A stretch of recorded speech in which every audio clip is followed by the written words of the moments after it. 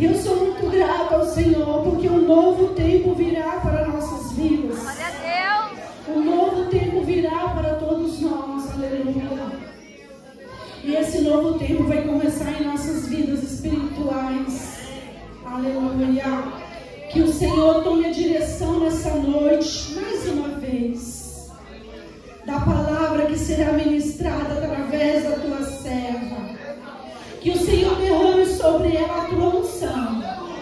A unção de sabedoria, de ousadia, o discernimento pelo teu Espírito Santo. É o que eu te peço, Senhor, e te agradeço em nome de Jesus.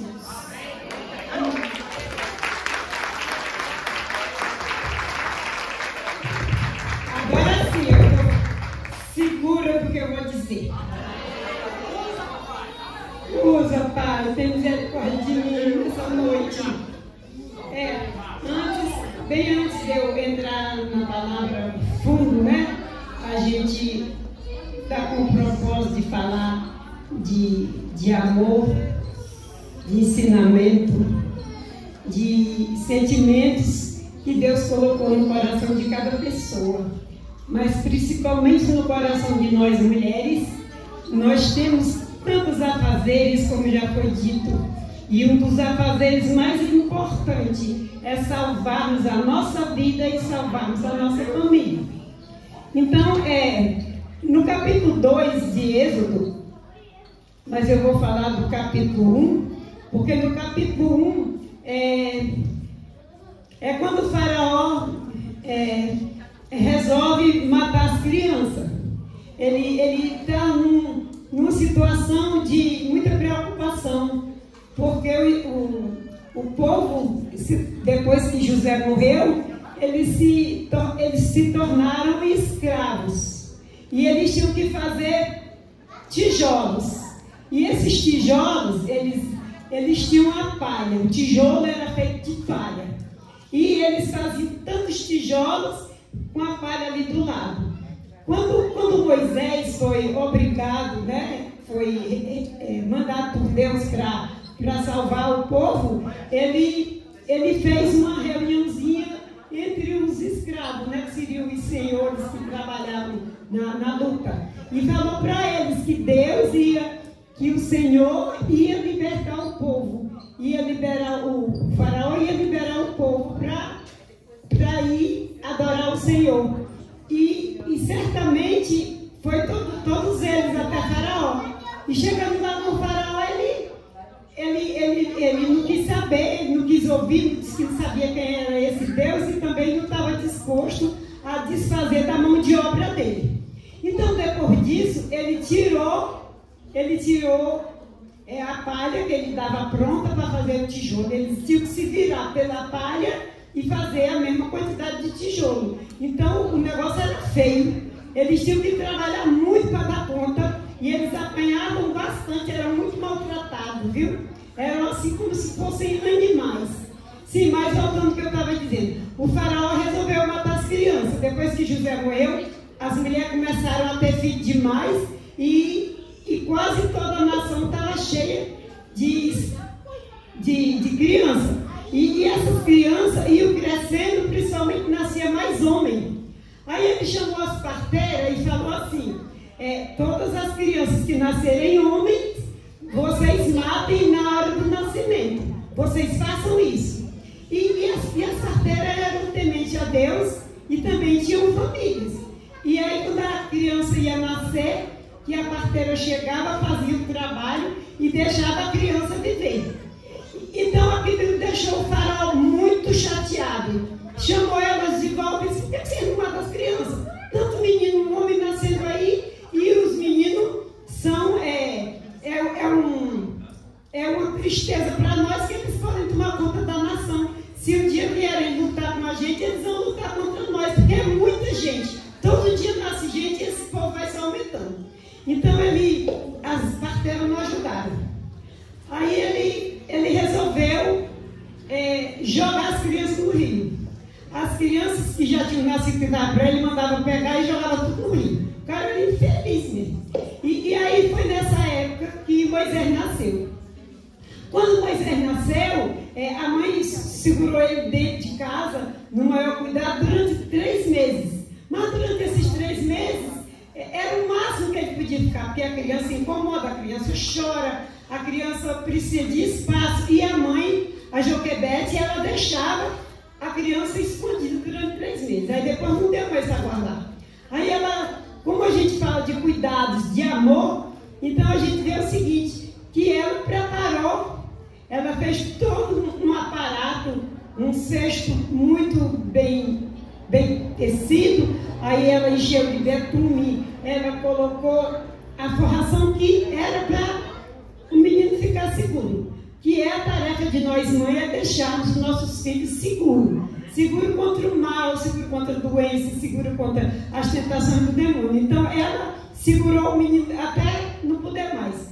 E aí ela preparou o menino bem, com muita tristeza, mas com muita determinação, porque ela não ia deixar o faraó matar o filho assim a sangue frio. Então ela pegou o menino e colocou na margem do rio, onde tinha plantas, no caso junco. E aí, mesmo que a água balançasse, o menino não ia sair dali. E aí esse menino ficou lá. Quando ela levou o menino, ela levou também a irmã, que seria a Miriam, que era irmã do menino, filho dela.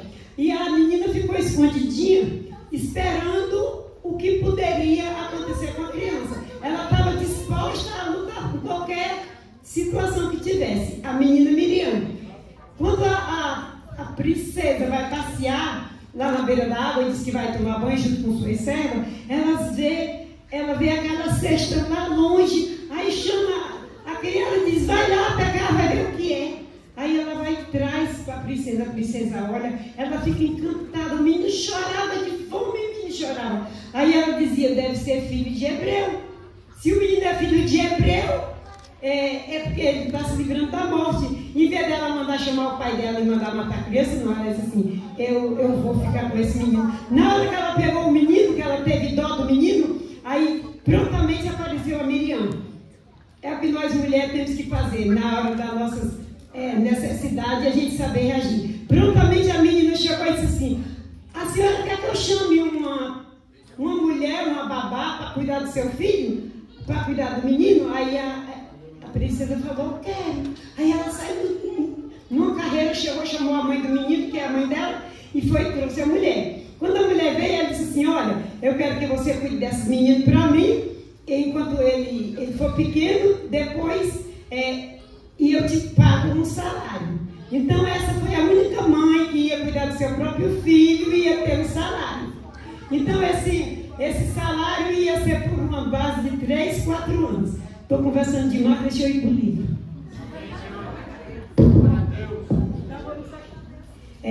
Êxodo 2, o nascimento de Moisés. E foi um varão da casa de Levi e casou com a filha de Levi. E a mulher concebeu e teve um filho. E vendo que ele era formoso,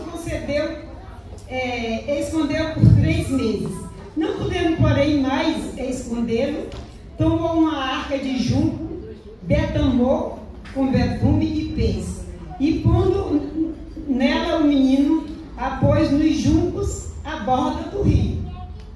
A sua irmã, prostrou-se de longe para saber o que lhe havia de acontecer. E a filha de Faraó desceu a lavar-se no rio. E as suas donzelas passeando pela borda do rio, viu a arca no meio do junco e enviou a sua criada para pegar. E abrindo, viu o menino, e eis que o menino chorava. Moveu-se de compaixão dele e disse, é dos meninos dos hebreus. É o menino dos hebreus, é esse. Então disse a sua irmã, a filha de falou com a princesa, a filha de Faraó, irei eu chamar uma ama hebreia que crie esse menino para ti? E a filha de Faraó disse-lhe, vai. E foi a moça e chamou a mãe do menino. Então lhe disse a filha do Faraó, leva esse menino e cria, eu te darei um salário. E a mulher tomou o menino na maior alegria, né? E criou. E sendo menino já grande, ela trouxe a filha de Faraó, o qual o adotou e chamou seu nome Moisés e disse: porque das águas eu tenho tirado. Então, pessoal, essa história é uma história dramática, mas é uma história de amor. Quantas vezes a gente tem que abrir mão de algo que vai nos deixar o coração sangrando, mas ela tinha que fazer algo e ela fez isso. Então, a gente levando a nossa vida assim como exemplo do acontecido aqui, da Joquebede, da Miriam. A Joquebede, ela se dispôs a salvar o filho. Quantas vezes a gente já ouviu falar que uma mãe se meteu na frente de um assalto para livrar um filho? Quantas vezes a gente já ouviu falar da mãe que ficou meses e meses no hospital velando pelo filho doente? Então, a nossa tarefa de mãe, de protetora, é muito sério mesmo. Nós não podemos jamais esquecer que a nossa tarefa como ser humano, como mãe, como esposa, é muito difícil. Deixa eu ler aqui a minha cola. Então, depois de algum tempo, a mãe entregou o menino à princesa, que deu à criança o nome de Moisés. A princesa não sabia que ia educar o libertador de Israel, o escritor de Pentateuco, que eu não sei se vocês sabem, mas os 5 primeiros livros da Bíblia foi o Moisés que fez. Então ela não sabia que era o escritor de Pentateuco. Será que nós temos sido mulheres como Joquebede? Temos dado às nossas crianças ambiente seguro? Temos educado, preparando para uma nova geração? Porque tu sabe que a criança é o nosso gerente de amanhã, é o nosso presidente, é o nosso governador, é o nosso pastor. São as nossas crianças que vão pegar, né, que vão dirigir a nova geração. Será que temos passado para nossos filhos exemplo de acordo com o Evangelho, mostrando para eles o caminho que devem andar? Às vezes a gente quer educar uma criança da maneira mais fácil. Coloca a criança lá, liga a televisão, a criança fica lá vendo alguma coisa. A criança não tem com quem conversar, ela não tem tempo, então é assim. Para eles, o caminho que devem andar. Isso é a nossa obrigação, a nossa tarefa. A Bíblia nos adverte que os filhos são a herança do Senhor. E o fruto do nosso ventre é o nosso galardão. Será que todas as mães têm sido honradas com esse fruto do galardão? Muita gente tem um filho sem estar preparada, sem condições psicológicas ou financeiras. A gente vê mãe aí que não tem a menor qualidade de mãe. Porque ser mãe, pessoal, é desmembrar um pensamento que você nem tem, uma atitude que você nem pode, por causa do filho. Então, o nosso ventre é que nos dá o nosso galardão. Deus planejou, por exemplo, Deus planejou o casamento com a família. A família para ser uma fonte de alegria, de alívio, de refrigério. Quando a moça se une ao namorado, ao esposo, eles vão ser uma pessoa só. Eles têm toda a obrigação. A mãe solteira, ela tem que se virar para fazer sozinha. Mas se ela tiver a felicidade de ter um marido, ele está do lado, é ele que cuida. Mas acontece que o diabo está fazendo a festa satânica desse casamento, separando o marido da esposa e fazendo filhos órfãos. A gente vê uma pessoa acabou de casar, você vai àquela festa, esse casamento dura no máximo 1 ano, 8 meses, depois está um de cada lado, às vezes tem crianças, as crianças ficam sem saber mais o que fazer. Passa um dia com o pai, passa um dia com a mãe, na cabeça da criança, como é que fica? Então todo filho que tem o pai e a mãe separados, eles são meio tontos, é como uma bola de gude, fica para cá, fica para lá. Eles não sabem como que tem que se portar. O casamento já não é um sacramento, até que a morte separe, como o meu, né? Na primeira investida, o diabo, o casamento ele acaba. O motivo central é a falta de Deus. Pessoal, uma casa que não tem Deus, porque fica bem claro que onde não tem Deus tem o capeta, né? Então é assim, o motivo central é a falta de Deus. No casamento, que Deus, não tendo Deus, falta tudo. Falta o amor, que é necessário, é indispensável o amor. A paciência, nós temos que ter paciência com o nosso marido, temos que ter paciência com os nossos filhos, temos que ter paciência com os gastos da família, com o que a gente tem que fazer, a gente tem que ter paciência. A gente tem que remir o tempo e ser 3 em 1. Então, falta tudo, falta o amor, falta a paciência, falta o respeito. Então, Deus nos deu a chance de nós mulheres de sairmos da área de conforto e vivermos a plenitude de Deus. Quando que a gente vive a plenitude de Deus? Quando nós somos sábias, quando nós somos cheias do Espírito Santo, quando a nossa vida está no altar, quando o nosso casamento é algo que nós levamos a sério, quando a nossa vida realmente está cheia do Espírito de Deus. Se nós não tivermos isso, se nós não tivermos o Espírito Santo de Deus na nossa vida, nós não podemos fazer nada. Porque onde não tem Deus, não tem nada. Só tem coisa contrária. O casamento é um jogo. Você perde hoje, mas você ganha amanhã. Se você não souber perder, não souber abdicar, você não continua casado. Eu digo isso por experiência própria. O marido às vezes quer uma coisa que você nem quer, mas você termina aceitando para manter a paz, para manter a harmonia, para manter o lar na paz do Senhor. Então, a paz da nossa casa, da nossa família, o comportamento do nosso marido, do nosso filho, depende tudo de nós. Não é mentira que a Bíblia diz que a mulher sábia edifica seu lar. Ela sabe acolher o marido numa situação difícil, ela sabe cuidar bem do filho, ela dobra o joelho quando tem um filho com problema e pede para Deus alcançar ele, fazer ele receber a santidade. Tudo isso é tarefa nossa. Então é o jogo de perde e ganha o casamento, viu? Vocês não estão com pressa não, né? Em Gênesis está escrito assim: deixará o homem pai e mãe e se unirá à sua mulher, e será os dois uma só carne. Será que os casamentos de hoje tem só uma carne? Tem aquele negócio, isso aqui é meu, isso aqui é teu, a tua conta bancária é tua, a minha conta é minha, isso aqui eu mando, isso aqui você obedece. Não é assim. O casamento, para quem ainda não casou, tem que pensar muito bem antes de casar. Porque o casamento é uma luta, é um jogo de perde e ganha. Se eu estiver mentindo, pode levantar a mão aí. Então eles vão ser uma só carne, mas isso aí eu não sei se ainda acontece, né? Então, agora a unidade que Deus pensou entre o homem e a mulher é a mesma que flui na santidade.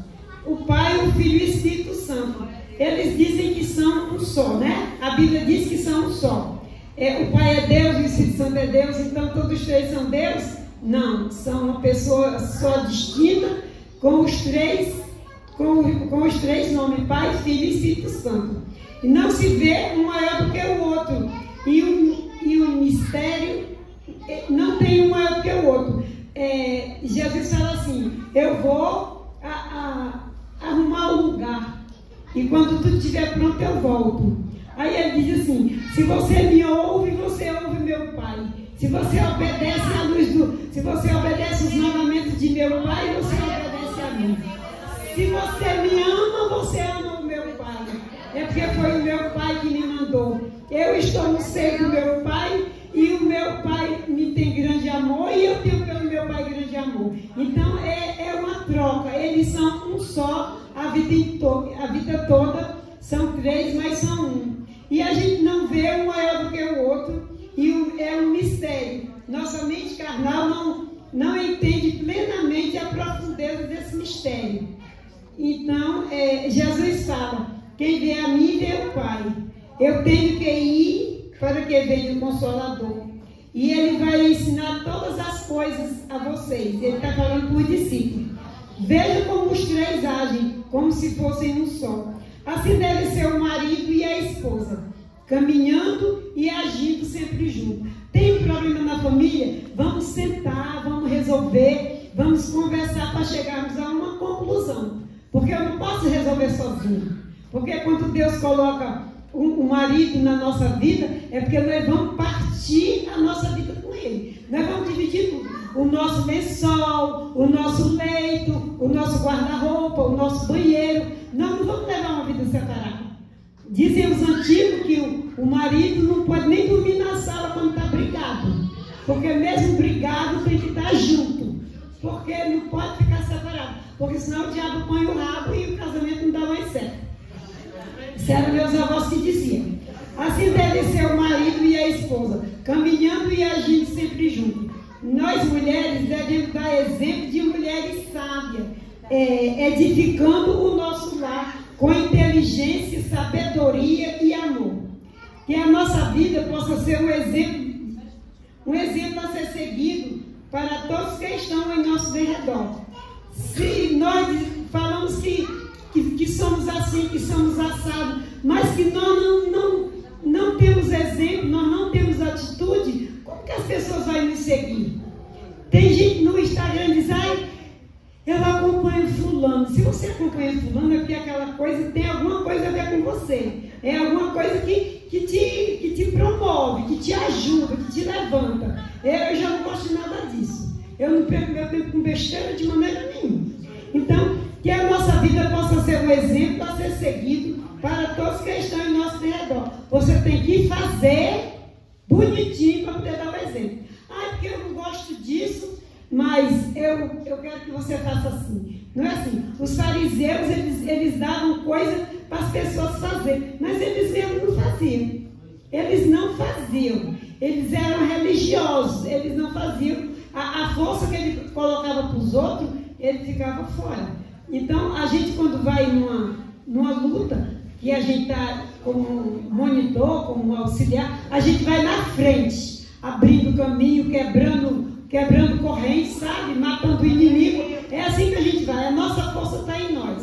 Se nós somos mulheres, esposa e mãe, nós somos batalhadoras. A gente abre um deserto cheio de mato e coloca lá até uma fonte de água, como Jesus fazia. Então é isso que nós temos que fazer. Que as nossas atitudes possam refletir o caráter de Cristo. O que seria o caráter de Cristo? O caráter, a gente que está na igreja, que somos crentes, somos lavados e remidos pelo sangue do Cordeiro, assim está na palavra, né? A gente tem que aproveitar essa oportunidade de sermos diferenciados dos outros indivíduos, porque os outros indivíduos são criaturas. Nós somos filhas. Nós somos filhas e somos lavados e remidos pelo sangue do Cordeiro. Nós fazemos parte da parte celestial da vida do Senhor. Nós somos a coroa da criação de Deus. Então, a pessoa em Jesus Cristo, ela precisa exatamente de se sentir desse jeito. Porque você só é transformado quando você tem um verdadeiro encontro com o Espírito Santo. E que você está disponível em qualquer situação a servir. A coisa melhor do mundo é você estar disponível. Vamos para o culto, eu estou disponível. Vamos no encontro, vamos fazer evangelismo, eu estou disponível. Vamos na igreja, eu estou disponível. Muita gente diz, hoje eu não vou, está frio, está chovendo, eu não vou não. Hoje eu não estou disposta, eu trabalhei muito, eu estou cansada. Pessoal, se nós encontrarmos palavra para continuarmos na área de conforto, nós não vamos nunca sair do mesmo lugar. Quantas pessoas hoje eu mesmo largou o lençol lá em cima da cama bem quentinho e teve de procurar a roupa para vir para cá e ver o que eu visto porque está muito frio, mas a gente está aqui. Se nós estamos aqui é porque o Espírito Santo de Deus, ele cutucou vocês para chegarem aqui. Porque se fosse pela carne, se fosse pela preguiça, a gente não tinha vindo. Nós estávamos todos em casa tomando um chazinho quente, vendo Netflix ou coisa parecida. Não vale a pena levar, agora voltando como mãe, não vale a pena levar nossos filhos somente aos domingos para a igreja. Eu vou no domingo para a igreja e eu levo meu filho para ouvir a palavra na escolinha. A moça da escolinha é muito boa, ela ajuda a criança a conhecer Deus. Mas, pessoal, uma criatura que traz o filho na igreja só no domingo, e os outros dias, como é que faz? Os outros dias, como é que você faz? Os domingos você traz para a igreja, e nos outros dias você não vem na igreja, como é que faz? Então, a nossa criança, ela precisa de orientação espiritual todo dia. Todo dia você tem que arranjar uma horinha no meio do seu dia, ou de manhã cedo, ou à noite, ou meio-dia, a hora que você tiver. Meu filho, vamos ouvir a palavra de Deus. Tem muita Bíblia infantil que tem um vocabulário fácil para a criança entender. Criança de 4, de 5, de 6 anos, tem deles que não conhece Deus, porque vem na escolinha só no domingo. Só no domingo não é suficiente, nem para nós, nem para as crianças. A gente tem que estar sempre fechando brecha e abrindo possibilidades. Não vale a pena levar nossas crianças somente ao domingo para ouvir a palavra. Devemos ensiná-las todos os dias, lendo a Bíblia e colocando no coração deles o temor de Deus. Sabe o que é o temor de Deus? É dar um freio no que você quer fazer errado. Você quer fazer uma coisa errada? Aí você pensa, não, isso eu não vou agradar a Deus. Se você tiver o temor de Deus, pessoal, você não faz nada errado. Não faz nada errado. Porque é muito fácil você, por exemplo, você trabalha no escritório, você pegar um apontador, pegar uma caneta, alguma coisa e pôr no bolso. Você não sabe o mal que você está fazendo para você. Porque não tem roubinho nem roubão, pecadinho ou pecadão. Se você roubar uma caneta do escritório, você está roubando, se apropriando de algo que não te pertence. Porque eu trabalho na casa de família e eu acho sempre muitas moedas, eu coloco no meu bolso. Não, está errado. Você tem que querer só o que é seu. Nunca pegue nada dos outros para depois pagar o preço. É muito triste isso. Então nós devemos ensinar todos os dias, lendo a Bíblia e colocando no coração de Deus, o temor de Deus no coração das nossas crianças. A palavra de Deus em Provérbios nos adverte que o temor do Senhor é o princípio da sabedoria. Então, o que seria o princípio da sabedoria? O que seria o temor? Significa que a reverência a Deus é fundamental para que alguém tenha verdadeiramente conhecimento da vida. Você sabe que você tendo temor, você sabe caminhar e você sabe onde é que você quer chegar. Entendeu? Nós, como esposa, temos que cuidar da vida espiritual do nosso filho e do nosso esposo. E a maneira mais fácil de darmos o exemplo é através das nossas atitudes. As nossas atitudes, pessoal, de estudo. As nossas atitudes de estudo. Você não tem cobrador na sua porta. Você não tem ninguém com mágoa de você porque você fez algo que não agradou. Aonde você passa, todo mundo diz, nossa, eu gosto dessa pessoa, ela é legal, ela é uma pessoa amiga, ela está sempre de braço estendido para ajudar a pessoa a se levantar. Então, a menina falou aqui que a nossa boca, ela é algo maravilhoso, se nós quisermos usar ela de maneira santa. Você vê uma pessoa que precisa de um abraço, você abraça e diz, Deus te abençoe, Deus é contigo, que a graça do Senhor te alcance. Você vê uma pessoa caída, você não sabe o que fazer. Eu costumo fazer isso. Uma pessoa está caída em cima de um papelão, já dormiu, está embriagado, sei lá. Eu nunca deixo de dizer, Senhor, olha por essa alma, porque todas as almas são importantes para ti. Então, isso é muito importante. A maneira mais fácil de darmos o exemplo é através das nossas atitudes. O bem da nossa família depende de nós. Se você tem um filho doente, você não leva no médico, o filho vai ficando pior, ele vai morrer, porque ele não vai para o médico sozinho. O nosso marido está desanimado, está triste, está caído, já está com depressão e você não faz nada. Vamos lá, marido, acorda, tá na hora de viver, vamos fazer alguma coisa. Então a gente estimular a vida fluir na nossa casa. Porque se nós baixarmos a cabeça e dizer, isso é assim mesmo. Porque se o nosso cachorro tiver com uma pereba e se eu não fizer nada, ele morre. Tudo que está em nosso derredor, nós precisamos de cuidar, precisamos de ter amor, precisamos de ensinar a maneira certa, precisamos de colocar tudo no lugarzinho certo. Porque se não for assim, as coisas desabam, né? A Bíblia diz que a pessoa sábia, ela faz a sua casa em terra firme. E aquele que é bobo faz na areia.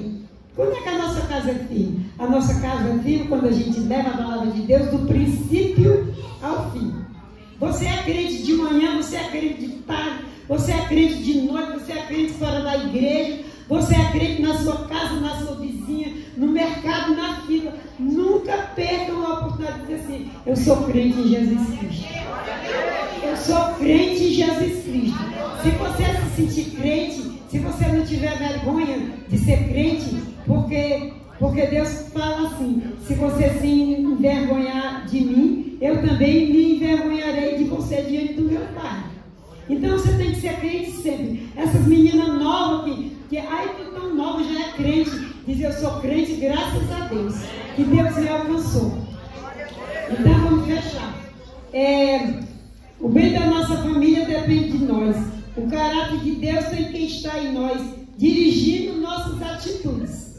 Então é Deus que dirige nossas atitudes. A gente nunca deve parar de orar. A gente deve orar que nem Daniel orava de manhã, de tarde e de noite. Chegou até a ser jogado na fornalha quente porque orava demais. Mas a gente tem que orar, pessoal. Você está tomando banho, você está louvando a Deus. Você está na fila do ônibus, você está louvando a Deus. Eu estou na esteira, na academia de Deus é bom, Deus é bom. Entendeu? Porque é necessário nós estarmos com Deus, conversando com Deus às 24 horas do dia. As pessoas que trabalham muito, as pessoas que vivem muito cansadas, ela vai gemendo e vai agradecendo a Deus. Obrigado, porque eu tenho trabalho, porque eu estou doente, estou cansada, mas amanhã, depois do repouso, eu vou estar bem. E eu vou poder louvar o teu nome, porque o Senhor me renova, o Senhor me vivifica, o Senhor me santifica, o Senhor me salva. Então é isso aí. E só para terminar, porque eu acho que já passei da hora, eu quero dizer para vocês que é um motivo de muita alegria a gente poder falar do amor de Deus para vocês. O amor de Deus é que nos alcança, é que nos fortalece, é que nos redime, é que perdoa os nossos pecados, é que nos dá salvação. Ele diz assim na palavra dele, é que eu estarei com vocês todos os dias da tua vida, e até o fim, até a consumação dos séculos. Então Deus, ele é um ser assim que nós não podemos esquecer. Ele mandou o seu Filho unigênito para que todo aquele que nele crê não pereça, mas tenha a vida eterna. Então o nosso Deus, ele está presente dentro de nós. Você tem que ficar sempre sabendo que o nosso Deus está dentro de nós e que nós não devemos fazer nada que venha prejudicar a presença dele na nossa vida. Ele fica triste quando a gente faz algo que não vem agradá-lo, porque Deus, ele é tudo na nossa vida. O que eu tenho para dizer para vocês é que continue no caminho, continue tendo essa força, essa coragem, a mesma coragem que ele deu para Josué. Seja forte e valente. E ele falou assim, eu venci o mundo, então você também pode vencer. Pessoal, muito obrigado pela paciência. Um beijo.